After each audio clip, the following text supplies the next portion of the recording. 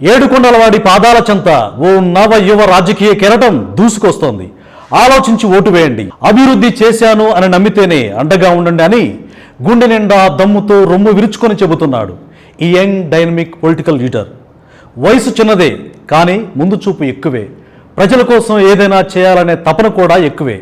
ఇప్పటికే చాలా చేశాడు. అన్న బాటలోనే అడుగేస్తూ ఇచ్చిన మాట కోసం నిలబడుతూ పంచకట్టుతో ప్రజల్లోకి చొచ్చుకుపోతూ సరికొత్త చరిత్రకు నాంది పలుకుతున్న పొలిటికల్ డైనమిక్ ఎవరో తెలుసా?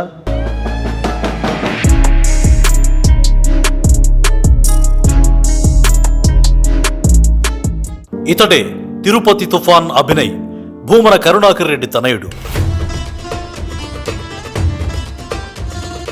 సింపుల్గా ఉంటాడు, బట్ కంటెంట్ ఉన్నోడు. అప్పుడప్పుడు పంచకట్టులో తిరువీధుల్లో తిరుగుతూ ఉంటాడు.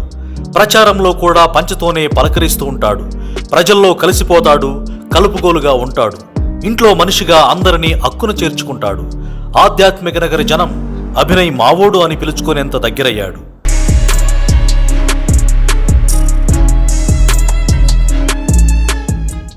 ఈ మాస్టర్ ప్లాన్ రోడ్ల వెనక ఉన్న మాస్టర్ మైండ్ ఈ అభినయుడిదే. మంచి జరిగింది అనంటే జగన్ను ఆశీర్వదించండి, చెడు జరిగింది అనంటే జగన్ను ద్వేషించండి. సీఎం చెప్పినట్లుగానే అభినయ్ కూడా ఆలోచించి ఓటు వేయండి, అభివృద్ధి చేశాను అని నమ్మితేనే నాకు అండగా ఉండండి అని చెబుతున్న దమ్మున్నోడు ఈ చిన్నోడు.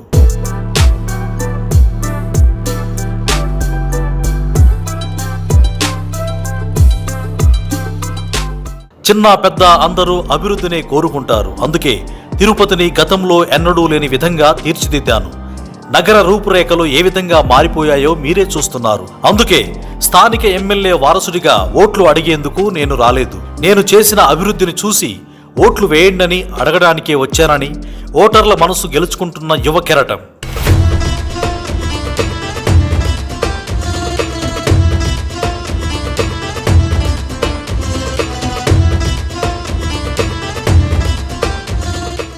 అభినయ్ పక్కా లోకల్.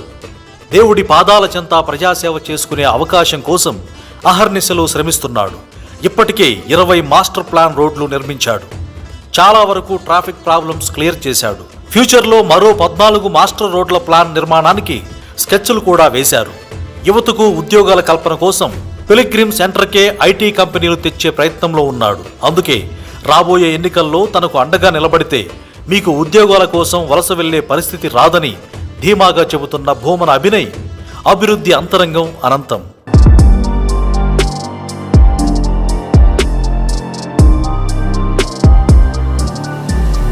ప్రపంచ ప్రముఖ ఆధ్యాత్మిక నగరాన్ని క్రైమ్ ఫ్రీ సిటీగా చేసేందుకు 4000 సీసీ కెమెరాల ఏర్పాటుకు ప్లానింగ్ జరిగింది. పారిశుద్ధ్యం విషయంలోనూ తిరుపతిని దేశంలోనే నంబర్ 1 సిటీగా నిలపాలనే లక్ష్యంగా పెట్టుకున్నాడు. ఇప్పటికే కొంతవరకు పనులు జరిగాయి. ఈలోగా ఎన్నికల కోడ్ వచ్చింది.